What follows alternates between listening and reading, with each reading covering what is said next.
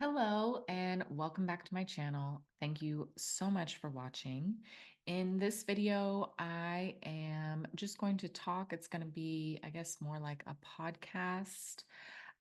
Thank you to those who voted in the community tab, asking for more lives and talking about topics on femininity and feminine energy.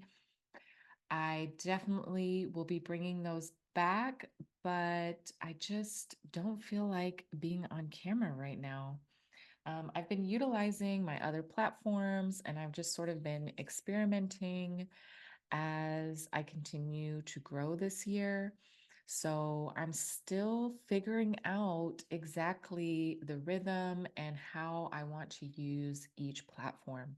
So, all that to say, I'm glad you're here. And we're just going to listen today because what's really important here is the message and the wisdom. All right. So you don't necessarily need to see me right now for that, but I definitely had a message that I wanted to share with everyone. So a lot of clients come to me because they want to become unbothered.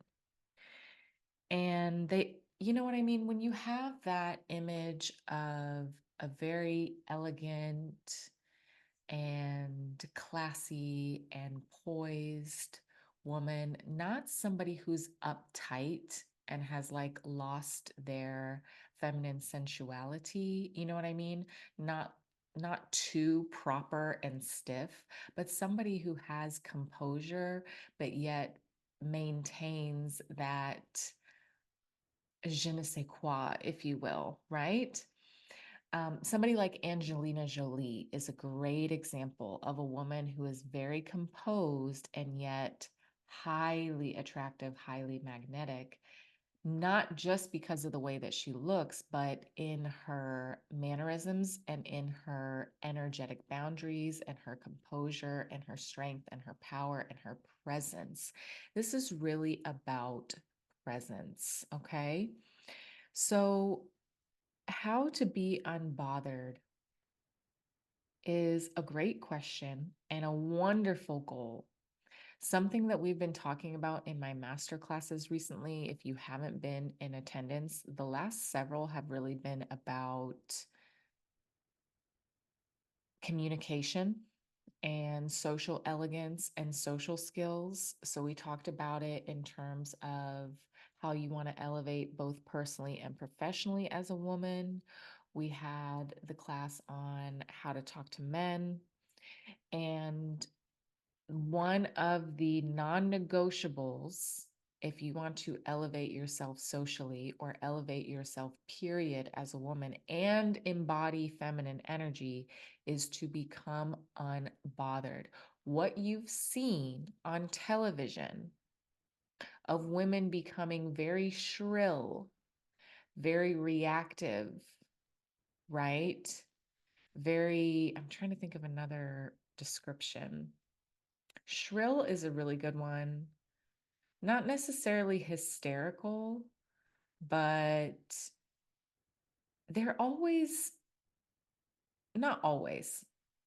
I find in my observations that they're generally portrayed as somewhat powerless when they're angry.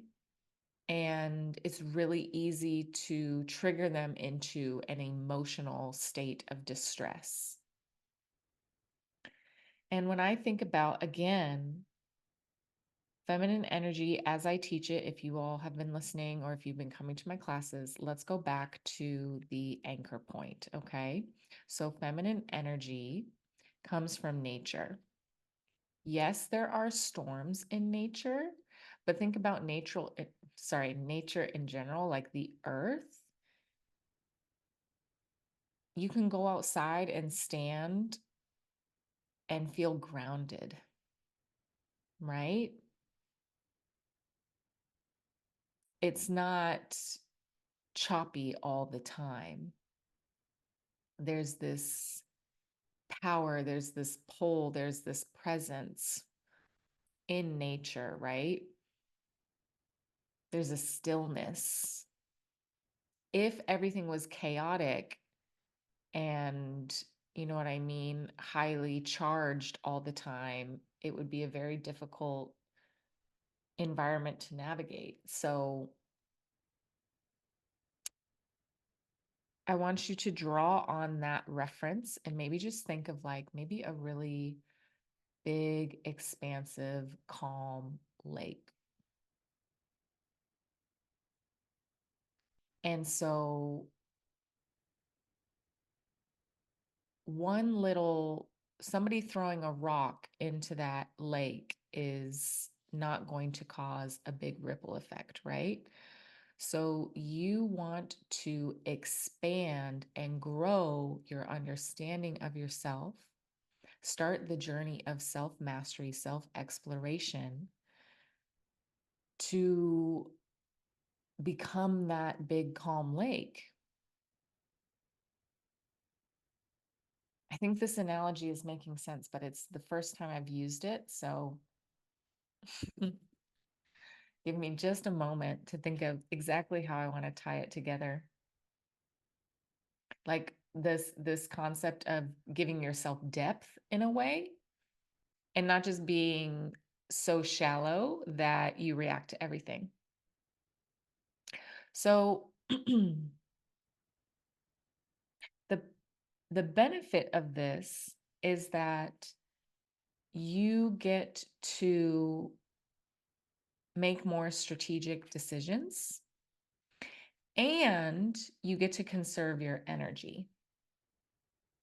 So when you become unbothered and you don't allow every single rock that's thrown at you to cause a big ripple effect, then what was the first one that I said? Hang on.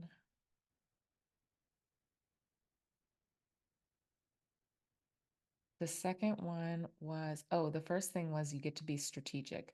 So when you have that calmness and that composure, that level of unbotheredness, every little rock that's thrown at you doesn't kick you into a highly emotional state, which oftentimes kicks up your nervous system with it. Then you can slow down and really evaluate what's being said instead of reacting. So when somebody's speaking to you, you want to slow down and really practice your active listening skills and learn to evaluate instead of react. And in that space, there's an opportunity to respond from a place of intention and strategy. One strategy that I like to employ and what I help my private clients with, so if we're in a one on one talking about this, my favorite strategy to employ is whatever I say back should conserve my energy. So, having an emotional outburst, feeling triggered like that is very expensive. It's very, very expensive to you and sometimes people around you because then you have to go and vent about it. Or, you know what I mean? You show up to work or to your friends or to your spouse or with your children and you're still emotionally charged up, and it's on your mind. It's what you're talking about. It's expensive. It's costly. So when you create that space by slowing things down, by really practicing evaluating what somebody is saying instead of just reacting, and you employ my favorite strategy, conserving your energy, you are now playing chess, not checkers, moving from a lower level of emotional reactivity to the higher level of mindfulness and emotional self regulation. and energetics, because now you are in a place where you can really read somebody's energy. If you are constantly emotionally reactive and you are the one projecting all of that, then it's going to be hard for you to actually pay attention and read the other person. So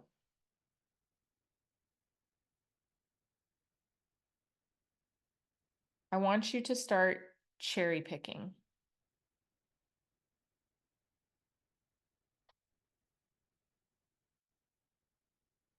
I want you to start cherry picking when you're listening to something, when you're reading something, whatever it is. A lot of women, especially when you are in your masculine energy, whenever somebody's speaking, you are in your head thinking about how you can debunk or like provide your opinion. You're already thinking of your response. And again, a lot of times, if you are always looking to critique, that is super like, we don't want that energy. I don't even know if that's highly masculine to critique. Like, it's just, it's definitely coming from an out of balance place.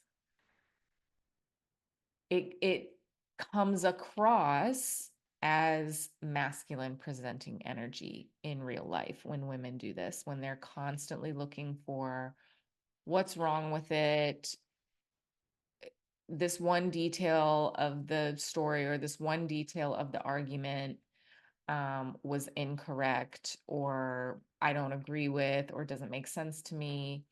And so you're always jumping into debunking or teaching or putting your own spin on it. You can't ever just listen and like possibly be incredibly offended or strongly disagree, or you know what I mean, decide that you don't like this person anymore. You could be in total like disbelief at what's being said without it showing up as an emotional response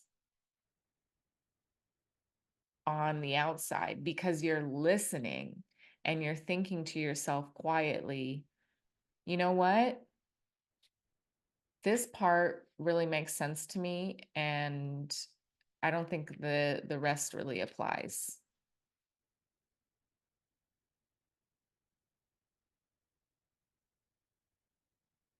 I don't agree, and now I have information that we disagree. But they are welcome to their opinion, because I can't control. That's the thing. You can't control other people's opinions. A stranger saying something on the internet,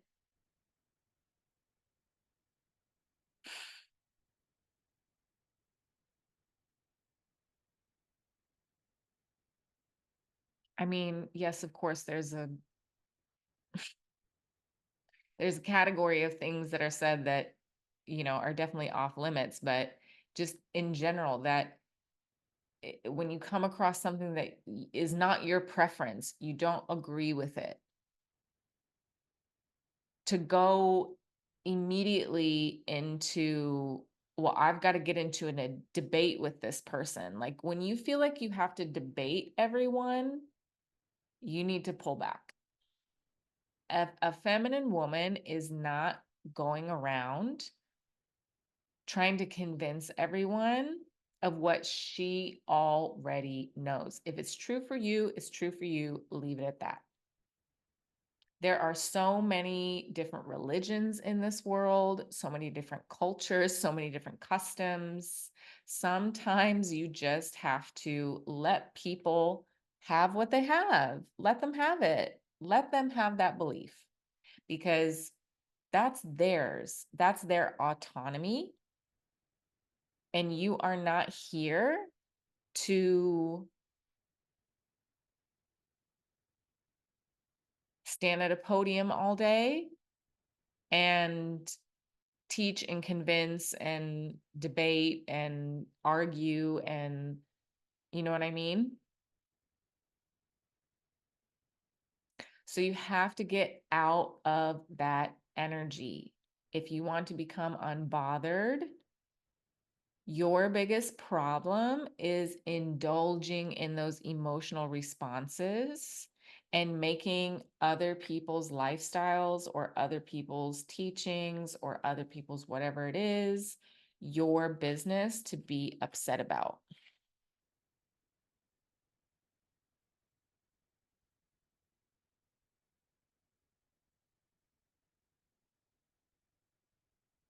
We're not talking about social injustices here or serious offenses. We're just talking about, oh, I don't really like what they said. I didn't like their opinion.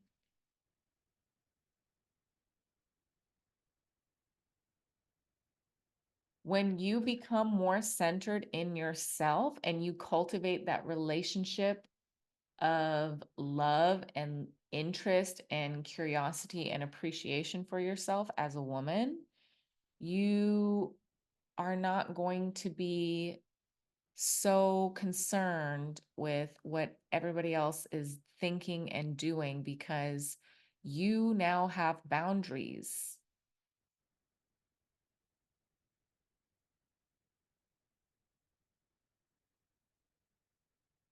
One of the best things that you can do to become more feminine and really embody a grown version of femininity, because there's a lot of feminine energy content out there. And again, that's not my business. I can only speak for my channel, my teachings, my coaching. Let me tell you, I've been working with women for 15 years intimately. That sounds no, I mean it how I said it. Intimately, in a very like one-on-one vulnerable kind of way. So teaching pole dance is a situation that is very vulnerable for a lot of women. You're in less clothes than you've ever been in at an exercise studio. You're doing something really challenging. Um, of course, you fear looking dumb, right? Or making a mistake. And here you have another person, especially if you're doing a private lesson, just staring at you and watching you. So I did that for 15 years and I loved it. By the way, if you're still here from that era, I'm so glad you're here. I absolutely love that career, but I'm not meant to just do that. I feel like I one of the things that I really wanted to start talking about was the conversations I was having with my clients and just the energy that I really started to pick up on that how do I say this?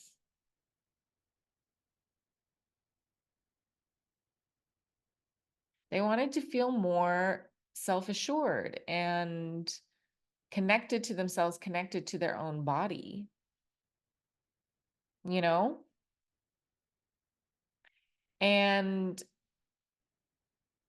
it's really hard to do that when you're constantly like living in your head. And one of the ways that people constantly live in their heads is by worrying about other people's opinions and allowing themselves to be emotionally triggered all the time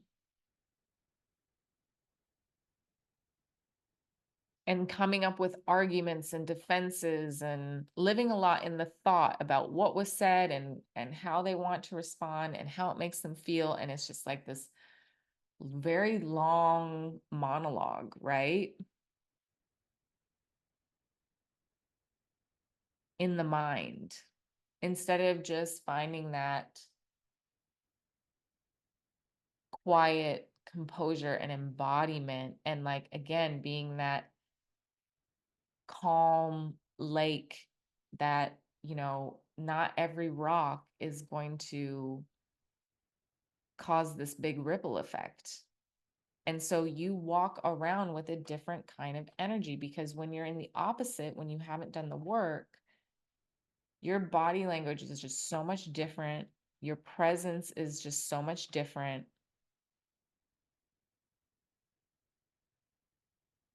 And I've said this before, when you don't work on your body language and your confidence and your insecurities and these blocks, you can hope for maybe 2 or 3 outcomes. Let's go with 3. 1, people pick up on it and they're compassionate and they're empathetic, and that's what we hope for. 2, I guess you could say that people won't notice, right? And 3, a predator could notice, or somebody, you know what I mean, with predatory type tendencies could notice and take advantage of it. They already know. They can just tell by your energy that you're easily triggered and that you're going to take the bait.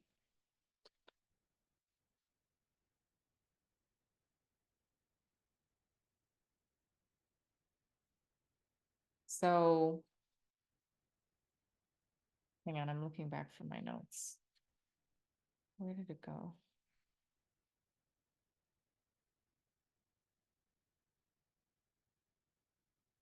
Okay. It's really important that you keep an open mind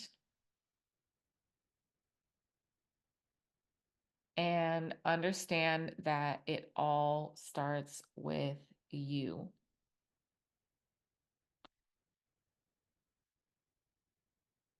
Living in your head and being fixated on whether or not people agree with you is blocking you.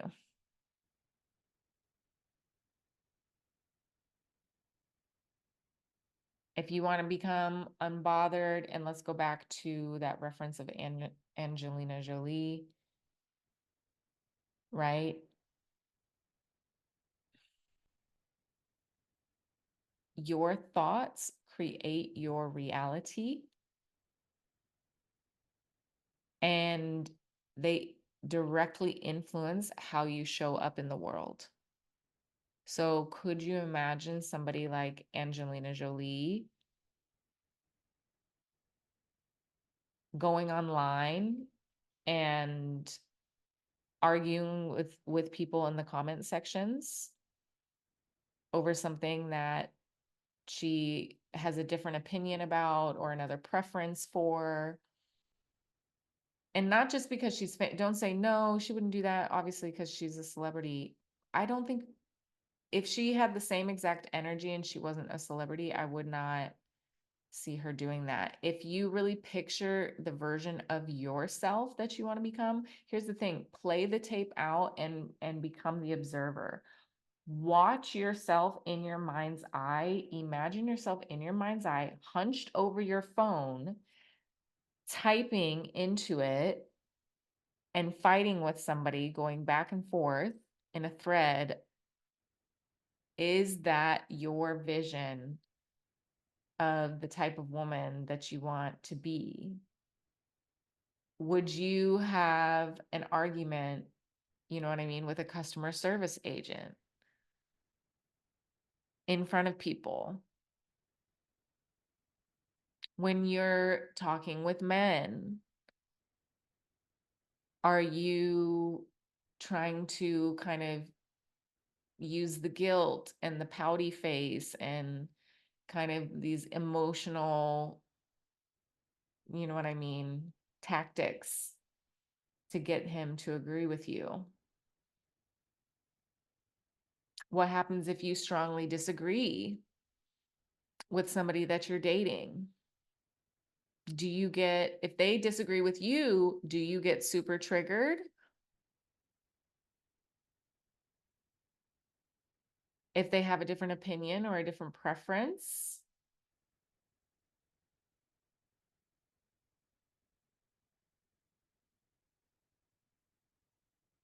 So, back to the point I made earlier, one of the best things that you can do is let people have their autonomy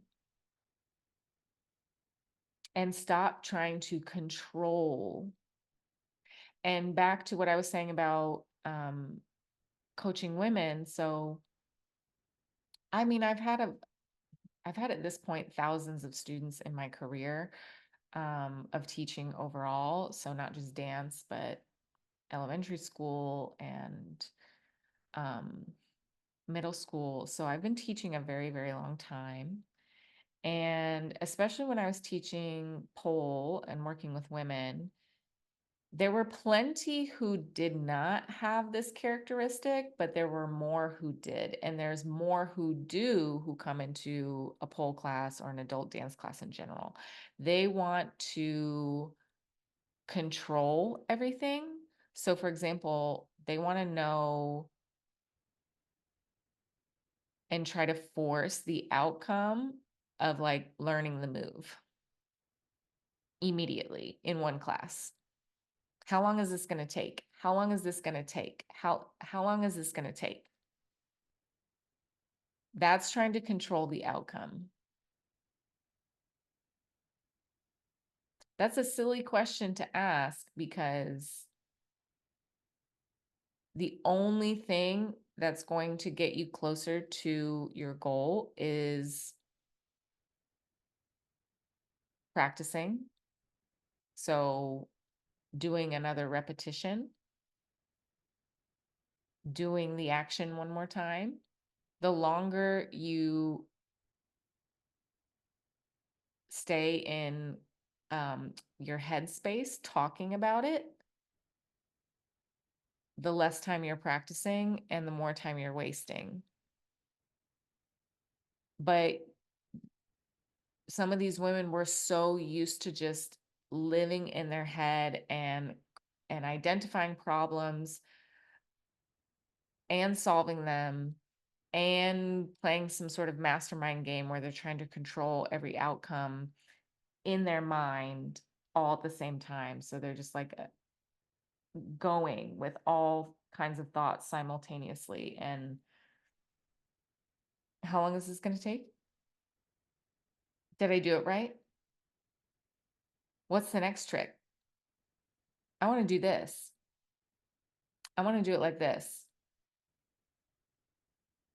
And just again, this like, and you could see it in their body language that they were constricted and like wound up and tight and rushing. It's like when you're holding on to something and you're white knuckling it, a lot of you might actually be kind of like really operating in that energy just on your day to day, like really anxious to get things done. And that's how I know you're rushing through the movement. And that's again why I'm doing the work that I'm doing now, because I really love helping people do this like deeper transformation. Some of my favorite long-term clients have just like totally changed their energy, totally changed their mindset, and it's been so beautiful. So I don't want to spend, more time like doing the steps and the choreography because I did that for so long. I really want to focus on this foundational piece of getting the rushing out of your body. Because even if I showed you the steps in the choreography, it's never going to translate because your nervous system and your mind is in a place that is just so overactive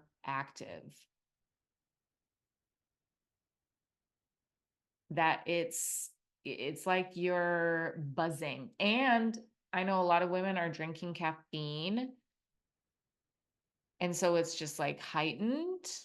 And again, there's not that. If you think about, let's just keep using Angelina Jolie for today's example. If you think about how she settles into a chair, how she stands with just, it's like effortless, right? She's not buzzing, waiting to like move to the next place and showing this anxious energy.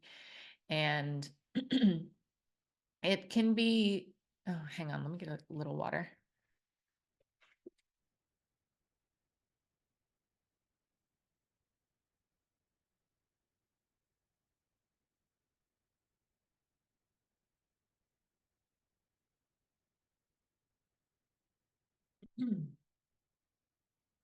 It can be subtle, but it's still noticeable. And these are the judgments that we make of people in like 20 seconds. And I just happen to be hyper aware because I've literally been staring at women one on one for 15 years who have felt really awkward, had a lot of insecurities, had never done any kind of movement before, and had never really been shown these types of postures, etc. before.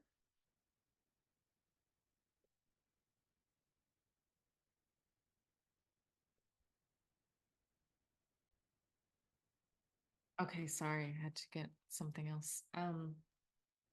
What was I saying? Oh, so yeah, for the last 15 years, I've been working with women who are very successful, and some were married, some weren't, some were in relationships, some weren't, some had children. Um, but the majority of the clientele that I have been working with are women who are, let's say, anywhere from late 20s to 50s, who had never had any real dance training and who felt self-conscious, self-conscious in the way that they moved, whether it was a little bit of self-consciousness or quite a bit. And from listening to how they spoke about themselves and observing their movements, and also I had gone through my own personal transformation journey, which I might share a little bit on this one, or I might wait. But I just really had a lot of insight into the mindset and the energetic state of a high performing woman. Because I can think of some clients who were like rushing in, rushing out because they had work to do and meetings, and you know what I mean? They're on their phone, sending emails, sending texts because they've got to wrap up that deal, like very high powered women, right? Um, so I have a lot of insight into that kind of mindset and energy. And I've also successfully helped so many clients reduce it and start replacing it with grace, with embodiment, with composure, poise, elegance, sensuality, confidence. That's something I would say most, if not all of my students learn about is confidence and mindset, how to have a confident mindset, how to approach learning, how to be a beginner, how to be a beginner with grace. So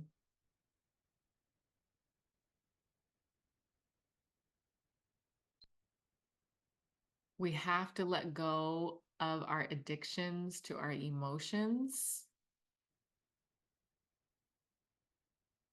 if we want to embody that gorgeous, magnetic, unbothered energy of like a really beautiful, empowered woman, you know?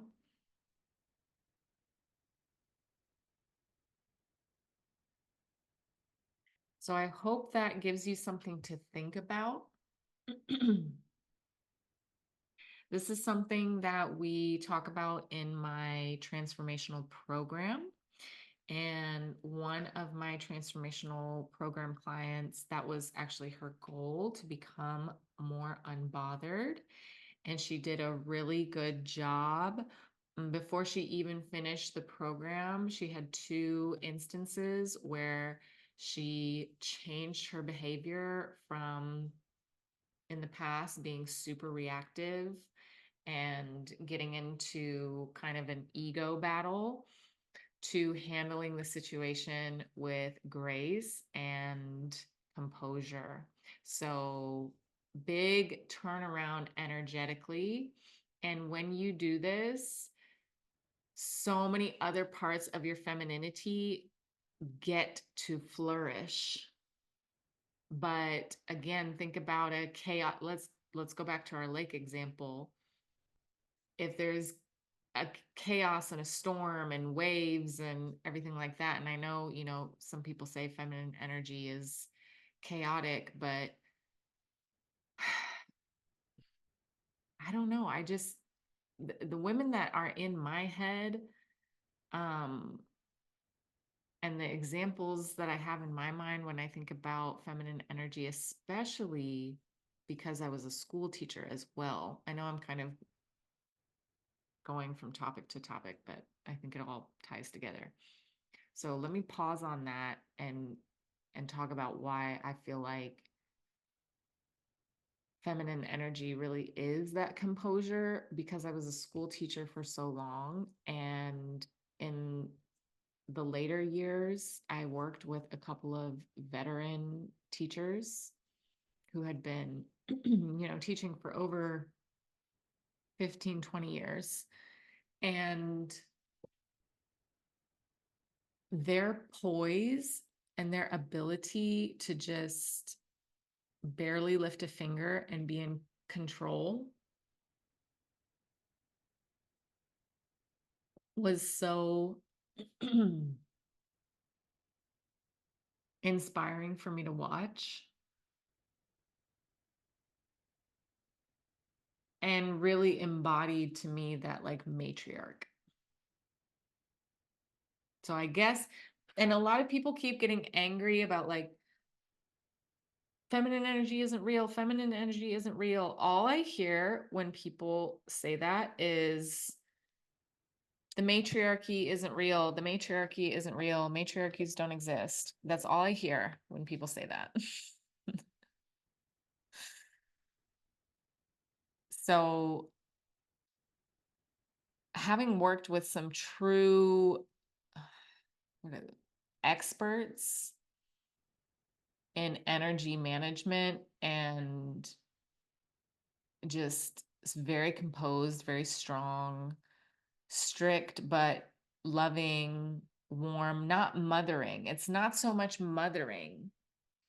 It was real leadership, like in the classroom, and not a dictatorship, not having to force or coerce, but also not having to um, be so loosey goosey that things get out of control. And that's not to say that these women never had difficult days with their classes, because that's you try it, okay? You try it and then you let me know what your thoughts are. Um, but I learned so much from watching them.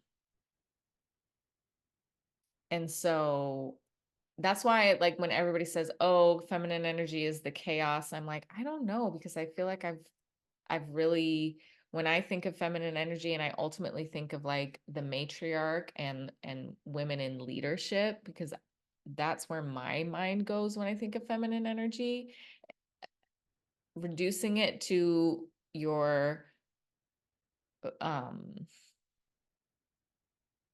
marriage to a man is like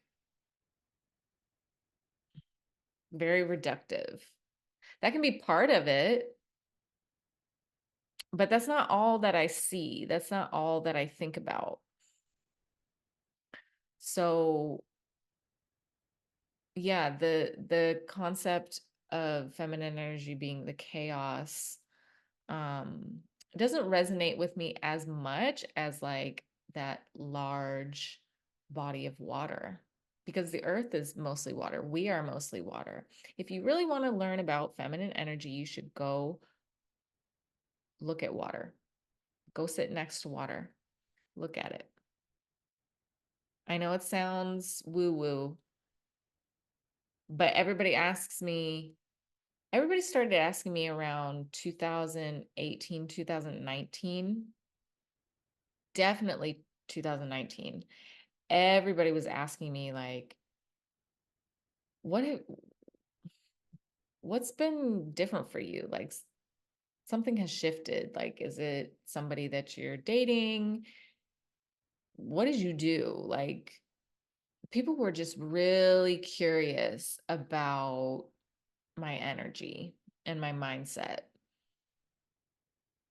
And in 2017, I had gone to Slovenia and Italy with my mother, and we had done a lot of hiking, and I sat next to so much water, and I really just started studying it and just loving how beautiful it was, just like noticing how beautiful it was,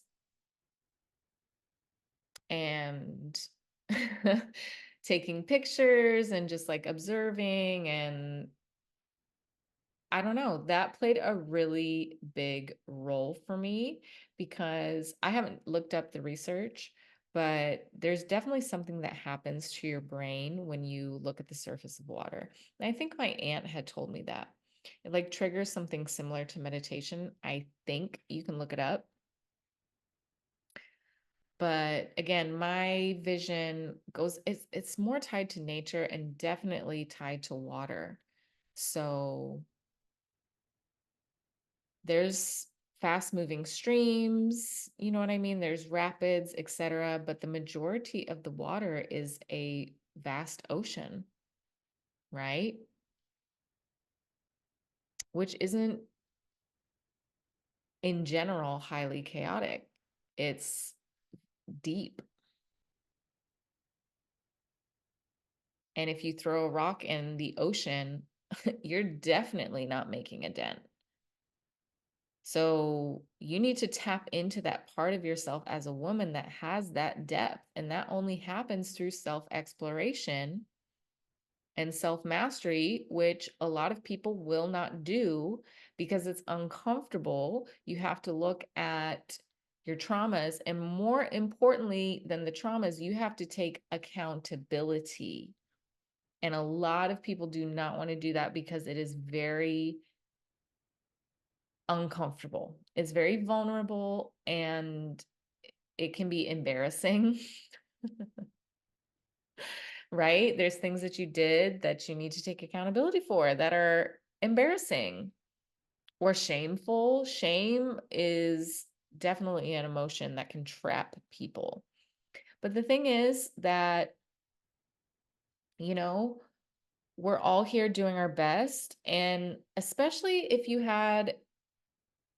didn't have any guidance, you know what I mean? And you made these mistakes as you were a young woman. Like, first of all, in the Regency era, right? And still to this day in certain communities, There's no sexual education for young women, right? So they don't even know what's happening until their wedding night. And historically, I guess in the Western, like, kind of patriarchal um history, the truth has been suppressed. You know what I mean? We haven't been given the full information. So how could you be mad? How could you be that upset and, like, really over identify with it when you really could have been acting out of ignorance? And even if you weren't, you got to give yourself grace anyway, because you got to have your eyes on the prize. The benefit of doing the self mastery will greatly outweigh whatever pain or discomfort you feel along the way. So you just have to learn how to look at your own ugly in the mirror and give yourself grace, especially if you want to be graceful. You have to understand that we've all done embarrassing things. Many of us and many more have experienced literal atrocities, horrible pain and loss. You're not alone. And you can experience those deep emotions and tragedies and traumas and still win. You still get to do that, just so you know. Those two things can exist at the same time.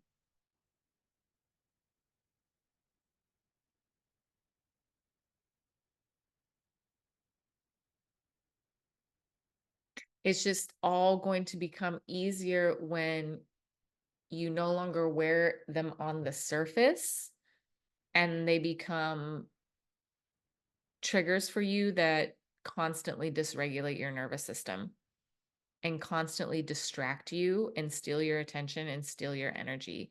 What, not necessarily steal, because honestly, you're giving it away. You're giving it away if you choose to become offended by something that wasn't even about you. You're doing that. And you have to realize it. Again, that's some people, even like any kind of feedback is just too uncomfortable for them.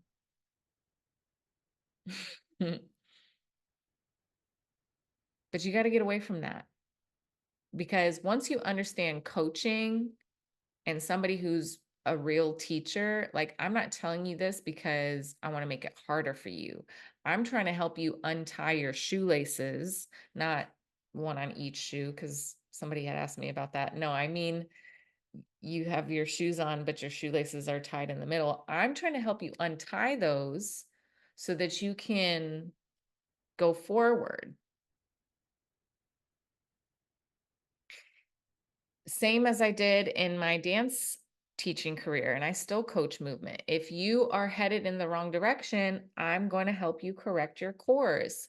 If you are holding your arm crazy and I let you keep doing that, I'm not helping you. I'm not doing my job.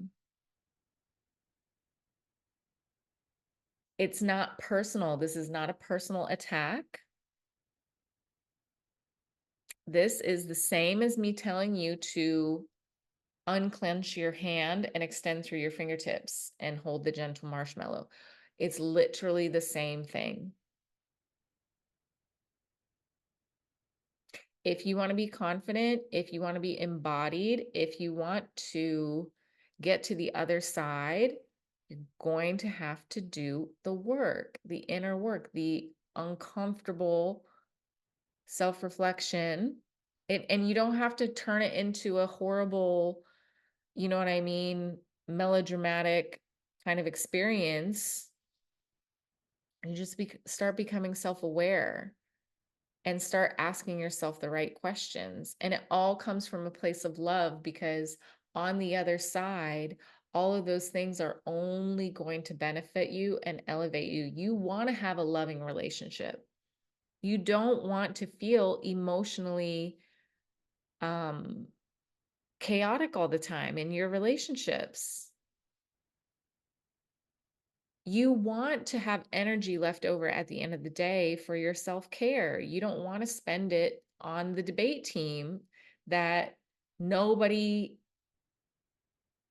you know what I mean? Nobody asked you to be on. You want to feel more feminine.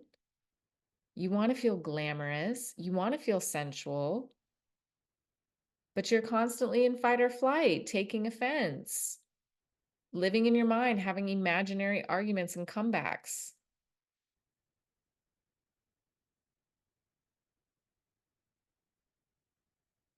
So those habits, those techniques, if you will, are not working for you.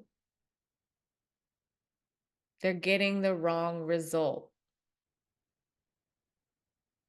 So if you really like yourself and want to give yourself the best, you will listen with an open mind and you will do the work.